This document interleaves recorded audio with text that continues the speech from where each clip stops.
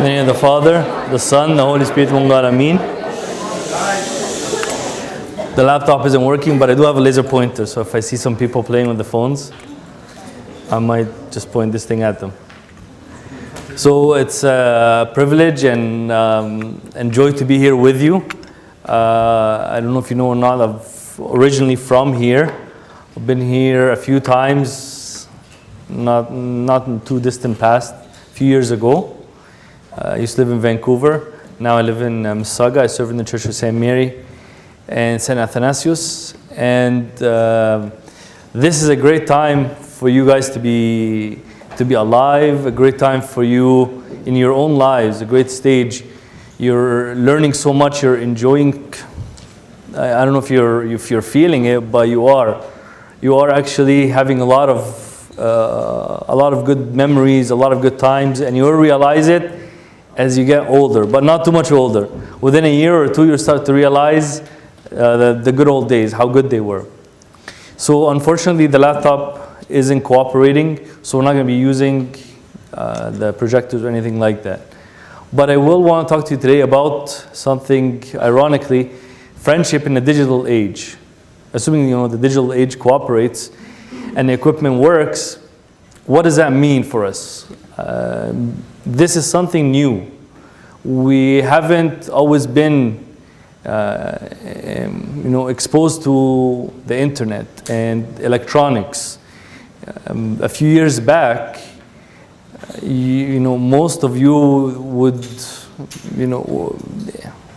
I'm sure you would recognize a few of the things that your parents were talking about, like a landline or a floppy disk or things like that. The internet was still in its infancy when you guys were still maybe in your junior high. Does anybody remember AOL? Yes. Yeah, anybody ever use it? Yes?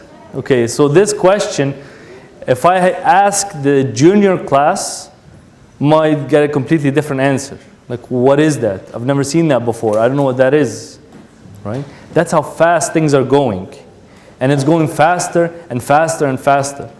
It's going so fast, in fact, that scientists can't keep up. They don't know the impact that technology has on relationships, that technology has on development, whether children should be exposed to electronics or not. They don't know. And it's going so fast that they don't have time to test all of these things and to see what happens, to do some sort of research studies that span years, decades, generations even. They don't know. It's still too new. But for us, at least, we can discuss something that is a little bit relevant. Friendship. Friendship has been something core to human development, forever, since the beginning of time. Since the beginning of time, there has always been friends. But whenever I do a talk and there is some sort of scientific research on it, I'd like to include that. So I'm going to be basing most of the talk on the research that has been done recently on friendship and the internet and Facebook and the impact that all these things have on each other. So there's a really cute video. You can listen to the music. The only thing that works is the audio. The video doesn't work. But it's basically talking about what we think of friendship. If I ask you, what is friendship? You might give me some descriptions of what your friends make you feel. They make me laugh. They make me happy. They give me a hand. But you probably won't get to describe what friendship really is unless you stop and think about it. And this is really an issue, that we don't stop and think about what is friendship. And if we don't do that, and we just carry on normal, the way things are, and just go on about our business, and go on the internet, go offline, and carry on, and we don't know exactly what we're dealing with, we might have some issues. In contrast, and this is a quote from a letter sent by a Nazi concentration camp survivor. After the camp, or actually towards the end of the war, he sends this letter to one of his good friends. And it talks about friendship. He says, in contrast to marriage and kinship meaning family relationship. In contrast to those two kinds of relationships, friendship has no generally recognized rights and therefore depends entirely on its own inherent quality. And if you think about it, it's true. Like, it's not legally recognized. If you go in a court of law and say, who are you to this person? I'm just a friend. Sorry, you're not related to this person. You're not married to this person. So there's no legal rights. So the only thing that this relation has to stand on is its own quality, its own inherent quality, the quality that is within the relationship, right? And in that sense, it is very different to any kind of relationship that you have. So, as you know, I just described to you, we're living in an increasingly digitized world. Everything we're doing, everything, and I mean it literally, everything that we're doing is becoming digitized. We can do it faster, better, more convenient online, right? You can turn off the light switch at home from wherever you are. You can change the TV, you can turn on your car, you can do everything online. You can, like I did a couple of days ago, you can watch the opening of the Suez Canal from wherever you might be. And you don't even have to be there. You can see if there's some sort of deep space mission and they're beaming back pictures, you can watch that live. And it's all online, and things that we couldn't think about before, couldn't conceive before, and it's happening right now, and so fast. How is that affecting relationships? With Facebook, all you need to do to kind of think about this question is look at that little icon in the corner that says friend request. And you click on that, and you see a request from someone, maybe you know them, maybe you don't. And it says, I want to be your friend. And you can confirm, or you can ignore, right? And if you confirm, what does that say?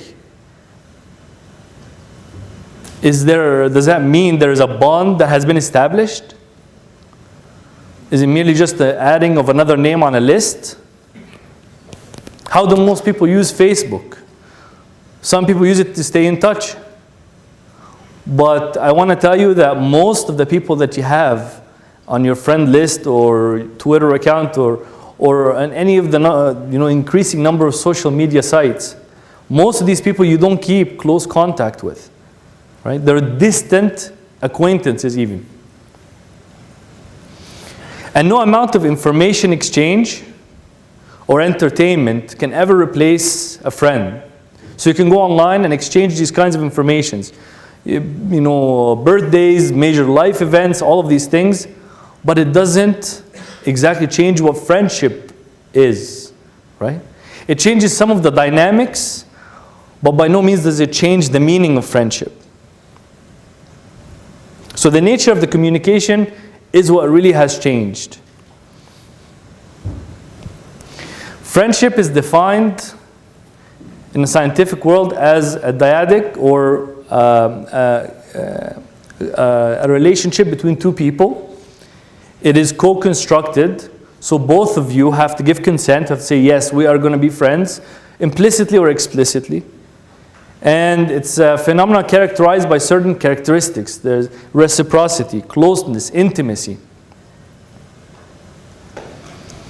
And even though you might think that, Facebook, social media sites have trivialized this process, if we stop and think, we find that the meaning itself of the word friendship hasn't changed. The process, the dynamics, and we're going to talk about that a little bit later, might have changed.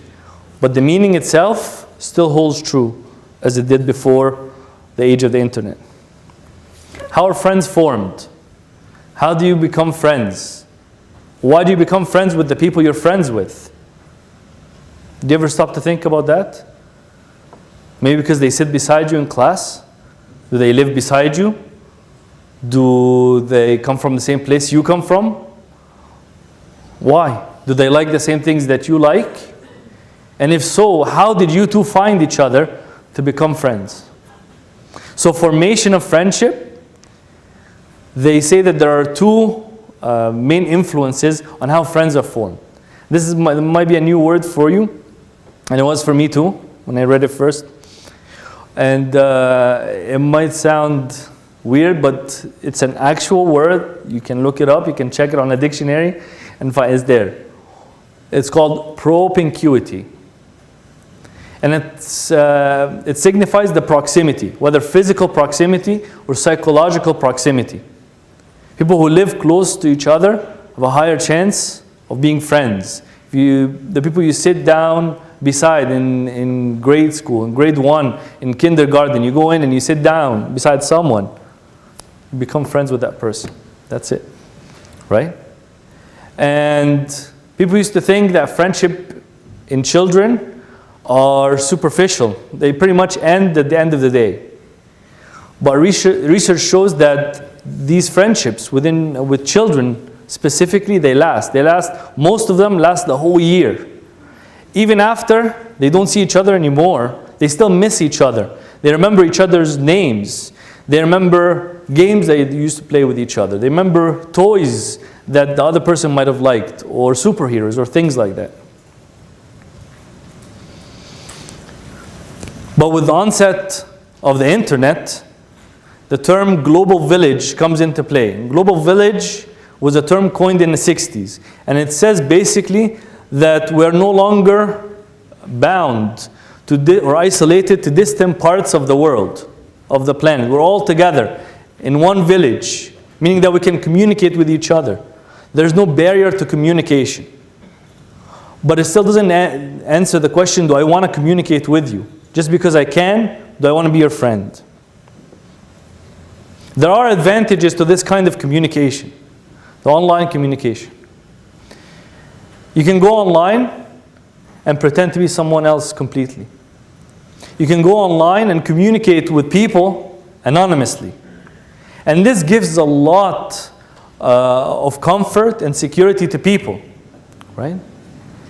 Even if the anonymity is only perceived, if it's not real, people still find security, people still find comfort in online communication. They would say things online they would never say face to face, right? How is that affecting friendship? Is this a good thing? Is this a bad thing? Is this a healthy thing? Barriers to communication are eroding through the internet. But still, according to research, most of the people that you're friends with on Facebook and social media sites, most of the people you're friends with, you share some sort of proximity with. You might have friends from all over the world, but most of your interactions are with people you live close with, you go to school with. Most of the interactions, there is a factor of proximity. The other factor affecting the formation of friendships is called homophily. Like attracts like. So let's say you like Spider-Man. I like Spider-Man. We're going to be friends. We're going to get along just fine. Okay? Now, if you like Batman, we might team up against you. Okay? We don't know anything about you. We might have more in common than the person that likes Spider-Man. But still, because of the way the internet works, we go online and we can have instant access to people who like the things that we like. There's all of these communities online, and these communities are highly specialized. You find these groups on Facebook, for example, groups of people who like tasbih, groups of people who like classic cars, groups of people who like something very special, something very specialized. And you join that group. And you might think that you have a lot in common with that group. You have something very much in common with that group, but there is so much more that you don't know about these people. Right? That only thing that might be in common is what the group is about. So online communication, unlike face-to-face, offers this immediate access. You don't have to spend a lot of time getting to know the person, talking to them, spending time with them, hanging out. You know right away. You check out the profile, you know their hobbies, you know their interests, you know what they like, you know what they hate, you know what kind of books they like to read, what kind of movies they like to watch. You can find a lot from their profile. Whether the information is true or not, that's a different story. But from the profile, you can find out so much about the person. Okay? And instantly, you can form a rapport. Instantly, you can form a relationship with that person based on this knowledge. So these profiles, they facilitate the search for like-minded individuals. So according to research, the formation of, or these communities online, they facilitate friendship formation by allowing users quickly to screen potential friends for attributes that are important to them. But what is missing is kind of like the cumulative effect. The person is not just how they feel about Pepsi or how they feel about the environment. There's so much to the person. But the online information, that profile, offers you one snapshot of what that person is like right now.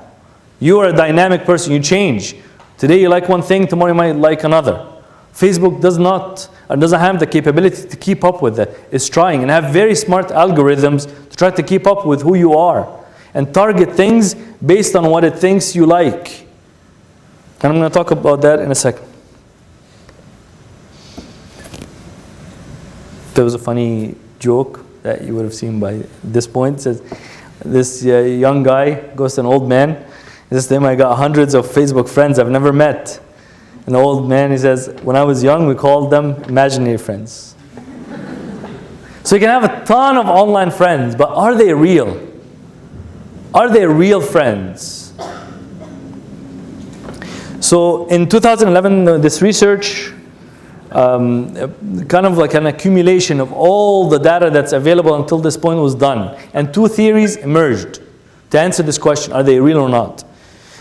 One theory said it was called the displacement hypothesis. It says superficial online interactions are rapidly replacing high-quality face-to-face interactions between friends and thus compromising quality of friendship. A second theory came stating the opposite. Stimulation hypothesis. It says online communication is being used to enhance both the quality and quantity of communication between friends, leading to greater closeness and intimacy. So research is kind of divided a little bit on this issue. Are these friends real?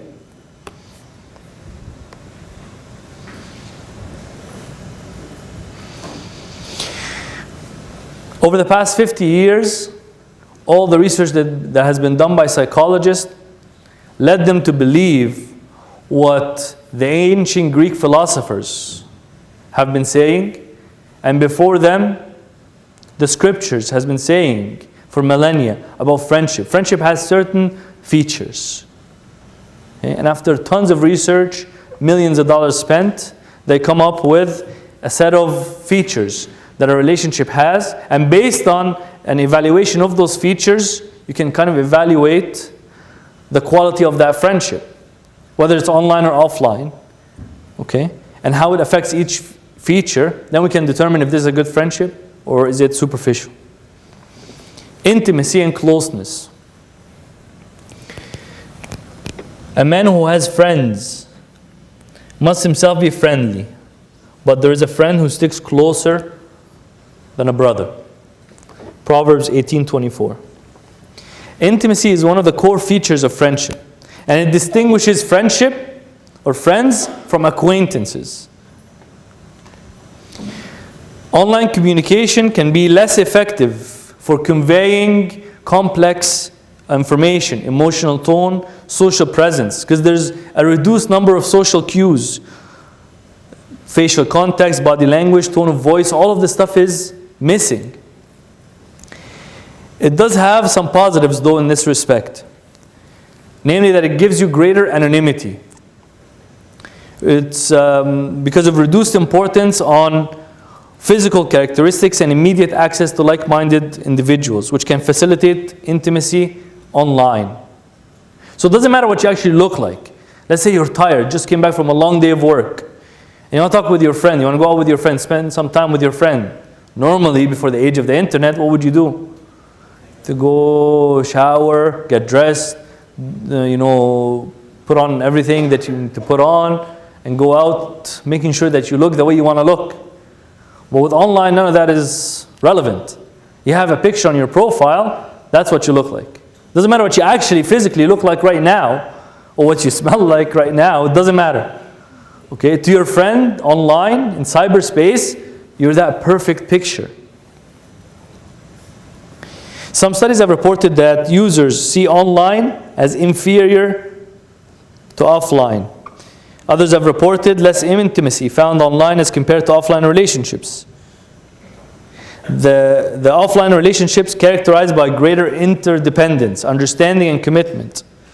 But other studies found different things.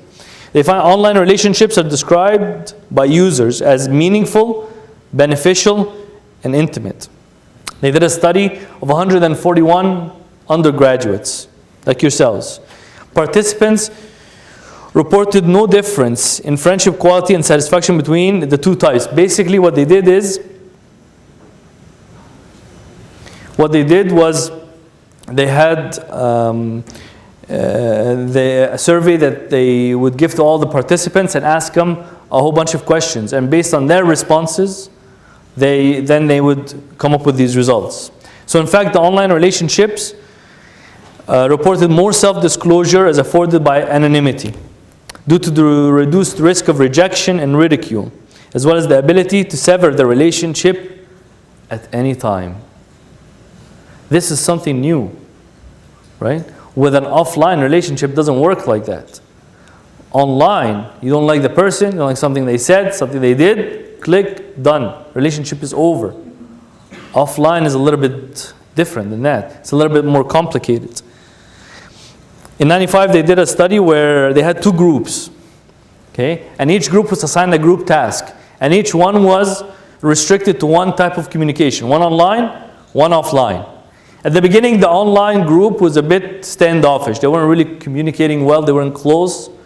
But after 5 weeks, the level of communication kind of balanced out. So both online and offline were communicating at the same rate. So there is research that supports both, that says online is better than offline is better than online, and other studies that say online and offline are equivalent. Another feature, companionship. And if you're not going to have fun with your friends, what's the point? Right? It's not an essential feature of friendship, but it's a very important one. Offline and online, they differ greatly in that respect. Since offline, friends can join in activities. You can go out, you can go for a walk, you can do things together. Online relationships are constricted to essentially discussion. Okay? Online relationships are mostly discussion, which may lead to decreased perception of closeness. But some online communication may allow an approximation of joint activities. Can you give me an example? Some online activities can approximate this joint activity between you and your friend. Xbox, thank you. Online gaming, right? It's an approximation to an activity with your friend. Okay? And it gives you that sense, yes, we're close, we're doing something together. We're accomplishing something. We're winning at something together. Although qualitatively different, cyber companionship can have meaningful benefits, especially for those who do not or cannot benefit from real-world companionship. Some people have anxiety in social settings. Some people can't talk to people face-to-face. And online gives them a way to have companionship. Online gives them a way to have friends. It doesn't deal with the problem, but it gives them companionship. And again, all this we're talking research. Social support. In Job 16, he says, "My intercessor is my friend, as my eyes pour out tears to God on behalf of a man. He pleads with God as one pleads for a friend." Friendship is about support, social support specifically. So many online communities exist for that very same purpose. Individuals struggling with a rare, embarrassing, or a stigmatized condition can find support online. Okay? Maybe your friend will not going to understand your condition. He's not going to understand your problem. He's not going to understand your situation. Maybe in your circle of friends, you're not going to have someone who knows even what you're going through. But you go online, and you're going to find immediately someone or some sort of group that offers support to exactly what you're going through.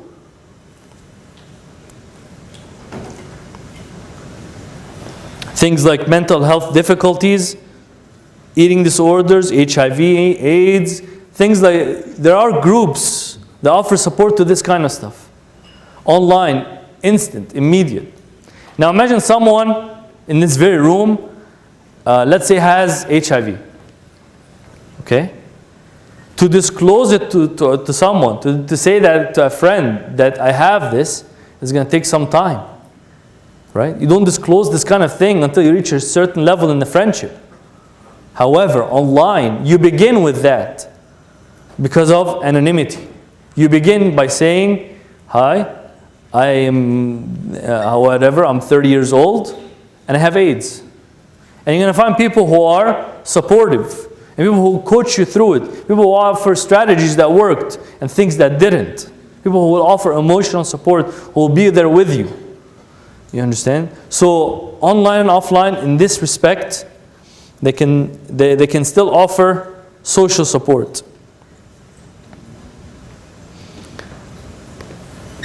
Second to last, tangible support, protection. Let's say your friend needs to move. Offline friendship, you can go help your friend move. Online, what are you going to do? You can still offer some sort of social support, tangible support. You can send money online. Okay? It's something tangible, something they can pick up at the other end and have actual bills in their hands. Okay? Protection. Okay? Someone comes in and starts to push your friend around and bully your friend and say mean things to your friend. Offline, you step in, you can help your friend, you can protect your friend. Online, not all situations are like that. Most discussions online are between two people. Okay? So you can step in and help your friend. Some situations are one-to-many, like on a wall on Facebook, for example. Someone puts a post, someone comments, something rude, something mean, something, someone bullying someone. Everybody can see, so you can step in and help your friend. But offline, this is always there, this ability that if you're there, you can help. And finally, exclusiveness. I'm talking to someone right now. I'm expecting that that person is talking back to me. Okay? But online, you can be having 10 different chats at the same time. Okay? And I would never know. I'm expecting a certain level of exclusiveness, especially if you're my best friend. If you're my best friend, I expect you to give me attention. I expect you to give me time to spend a certain amount of, of time doing activities with me and so forth, right? Online, you have no idea if the person you're talking with, if you have their attention or not. And more than that, online gives you access to what else they're doing, right? So Facebook lets you know what that person is doing. For example, you're my friend, and it was my birthday yesterday, and you didn't say happy birthday. But you had time to like this thing, and to comment on that thing, and to do and post this picture, and all that stuff. And it tells you that. So it can lead to jealousy, it can lead to conflict, and so forth. And speaking of conflict is part of friendships. The more time you spend with a person, the more you're going to fight with them. But not conflict, specifically conflict resolution. It's inevitable. But conflict between friends are more likely to be resolved quickly and amicably if they want to continue the relationship. Some research have argued that online communication can give rise to more conflict due to miscommunication. Again, reduction of social cues. So there's miscommunication online. But they also found that there is a predictable pattern of this miscommunication or misunderstanding. That it's always negative. So whatever you say is going to be translated negatively online. Okay? You're going to say thank you, they're going to take it negatively. Okay? You're going to say good morning, they're going to take it negatively. So there's a consistent pattern in how online communication is translated or understood. So in addition, some features online can contribute to reduced empathy and increased antisocial behaviors compared with offline. Offline behavior, you can modulate. You can modulate your tone, you can modulate what you're saying. Let's say you're teasing someone, you're joking with someone. If you see that he's starting to get hurt, he's starting to not be so happy, he's not taking it as a joke, you can back off. Online, none of this is available to you. Okay? And to them as well, they don't know if you're joking or if you're serious. You can put, the smiley face, but even that can be misunderstood.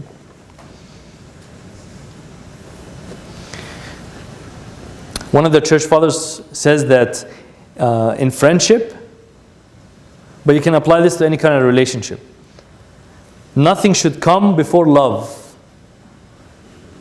and nothing after anger. Nothing before love, and nothing after anger. I have no duty to be anyone's friend, and no man in the world has duty to be mine. Friendship lacks utility. It's not something in particular, like procreation or productivity. And that's precisely what makes friendship what it is. It's something voluntary. You want to be my friend, we're going to be friends. You're not forced, this is my brother, there's nothing I can do about it. Right? Or this is my mom, or this I married this person and this is my husband now, or this is my wife and that's it. Right? Yes, there is a choice in the beginning, but after that, that's it, there's no choice. Right? But with friendship, there's always a choice. Okay? So, and it's precisely because there is a choice, because it's completely voluntary, that makes it so unique.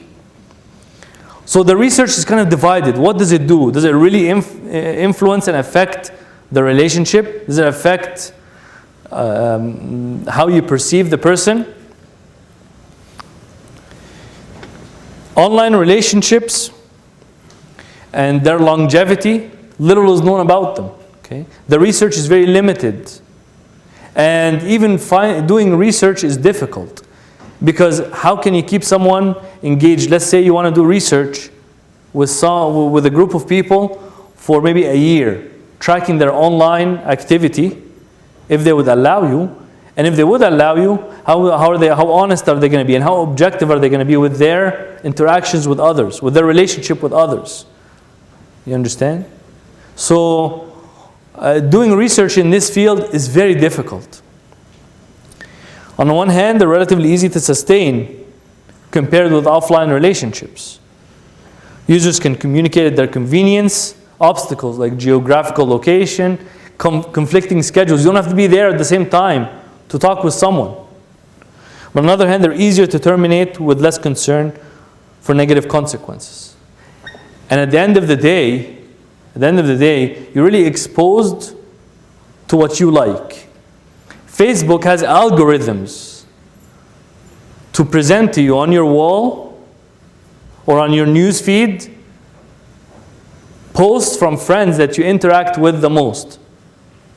Meaning that people you agree with the most or you talk with the most, you're going to be seeing a lot of their things. So you're not going to be exposed so much to different kinds of opinions, to the other side of the coin. Okay? You're only going to be more and more polarized and entrenched in your opinion.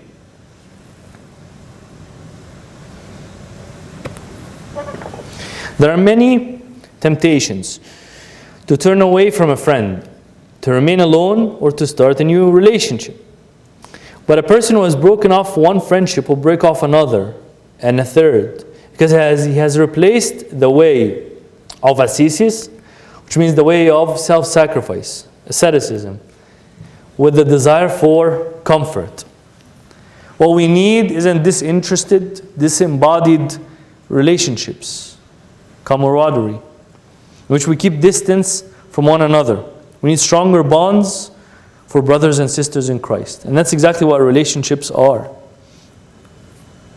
Relationships are spiritual bonds that you form with someone. Having said what the research says, I want to bring it home, closer to home, something more practical. What does it mean in everyday life?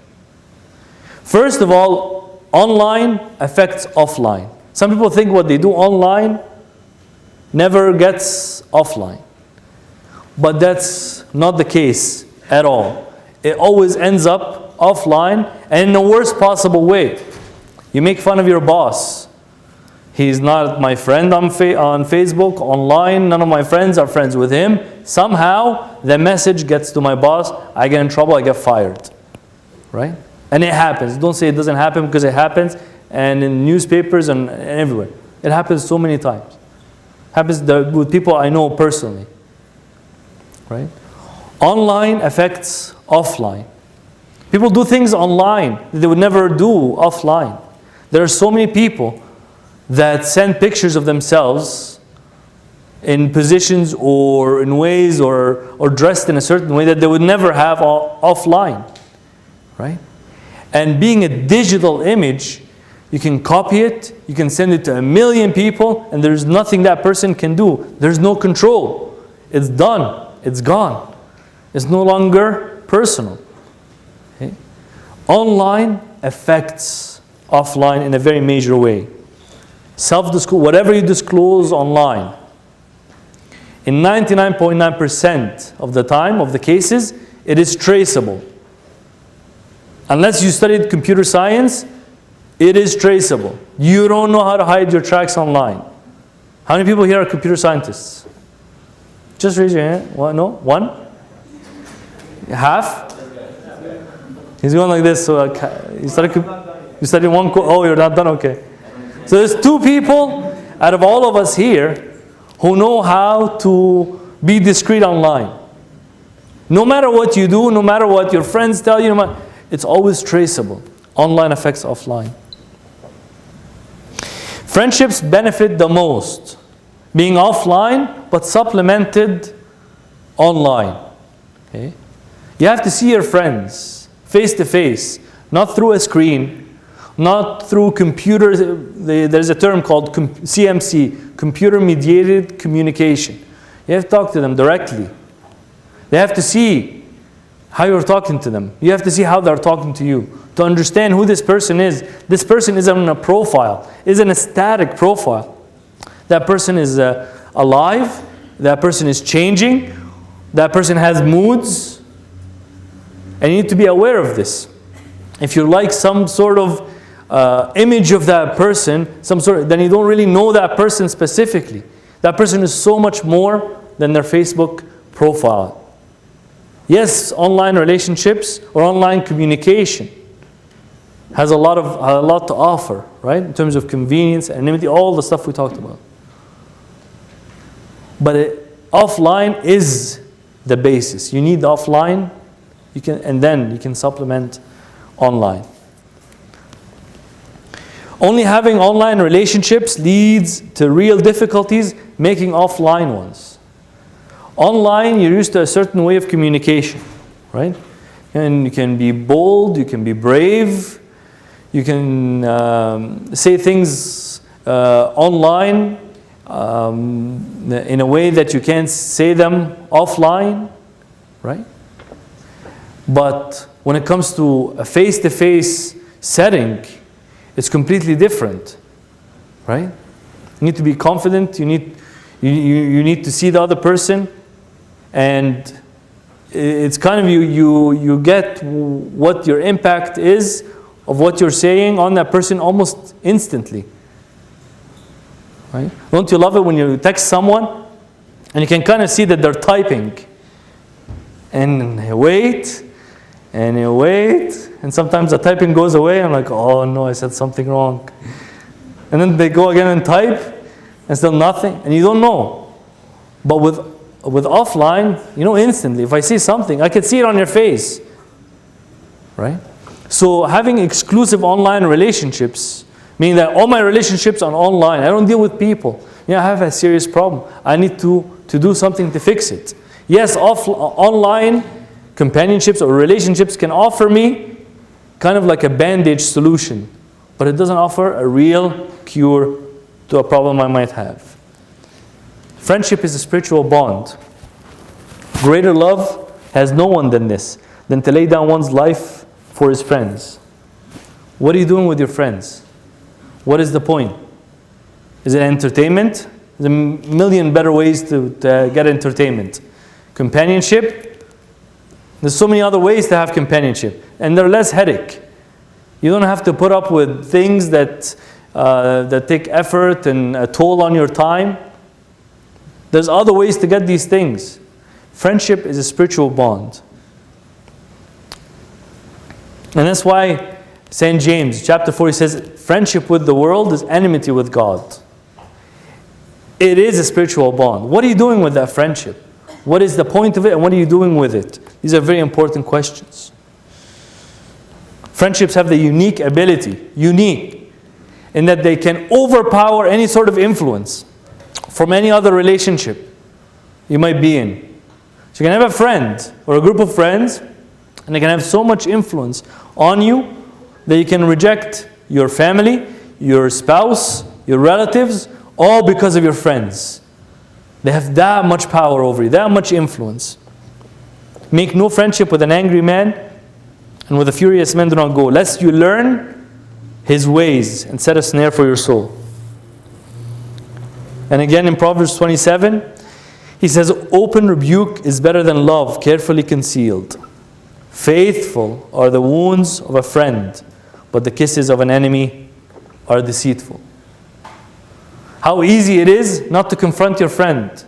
How easy is it and convenient not to say something that they need to know. But a faithful friend, a spiritual brother or a spiritual sister, really can say what needs to be said. Job had 3 friends. Job lost everything. So his friends came and they set a date. They said, this time next week we're going to go visit him. They go, and the way they see Job, Job is sitting down on the ground with mud and dust covering him and his head and everything. And he has torn his clothes and he's crying and he's sad and there's boils on his face and on his whole body. He's a miserable sight. And his friends see him. And they just sit there for an hour or two, for a day, and then the next and the next. They sit there for a week, not saying anything. And then finally, when they speak, they start saying nonsensical things that have no helpful impact at all on the situation. And we find out that after 32 chapters in the book of Job, there's a 4th friend, Elihu. And Elihu means my God is He. And Elihu says, first of all, he's very angry at the friends because they never told Job that you have self-righteousness. They're just trying to make him feel better. They're not going straight to the problem. They're not real friends. They're not true friends.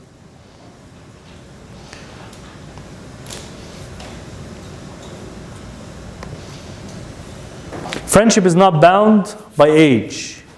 And by what I mean, I have to qualify. Of course, there's appropriate and inappropriate friendships. But it's not necessarily bound by age. You can be friends with a spiritual mentor. You can be friends with your mom or dad. You can be friends with your Sunday school kids if you're a servant, right? And you should be a servant.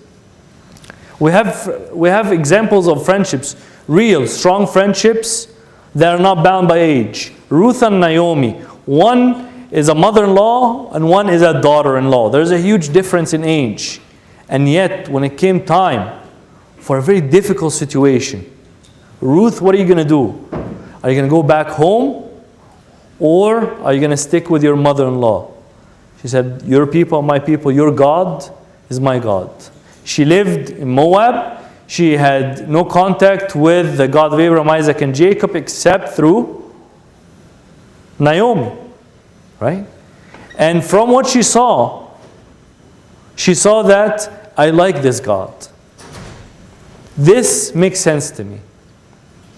And this leads us to another point, a very important point. What is the role of friendship in interfaith dialogue?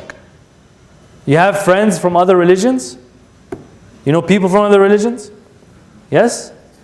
What is the role of friendship in this dialogue? Right? They did this study actually quite recently in Nigeria. Nigeria has a very unique situation. And it has the Christians, and it has the Muslims that don't hate the Christians, that lived with them for a very long time. And it has extremist groups like Boko Haram that just go in, they're uncontested, unchallenged, kidnap people, kill people, burn churches, and do all sorts of things. Right? And the whole mentality is that, when the British came decades before, and they told them this is how it is in the Roman Catholic faith, this came and they told them this is how it is, and this is how Christianity is, there was an inferiority complex. Like, you're telling us basically that we're not good, and you are coming and you're better than us. Okay? But with a friendship kind of situation between existing Christians and moderate Muslims, the Muslims that don't want to kill the Christians, a dialogue began. And this dialogue, they expressed that they respect all of these other faiths. And actually there's another group in the mix, and that's of the indigenous people of Nigeria. The people who live there who have their own religion. It's a tribal religion. Okay? And through friendship, they can express respect. Right? It's not just a straightforward that my God is true, your God is false. But friendship has a huge role in this. It's not bound by health. Sometimes you think that, what, I'm friends with you through thick and thin. No matter what, I'm your friend. But as soon as you start, I broke my leg and I need some help. Can you come drive me? No, not today, I can't. Can you pass by after work? No, I'm really busy. Can you help me with shopping next week? No, I don't want to. Right? But we see an example in Mark chapter 2. We see 4 men carrying a 5th man on a bed in Capernaum, carrying him, taking him to Christ. And this is a very unique situation. I don't know if we can all appreciate the magnitude of this action. These friends are really good friends. Right?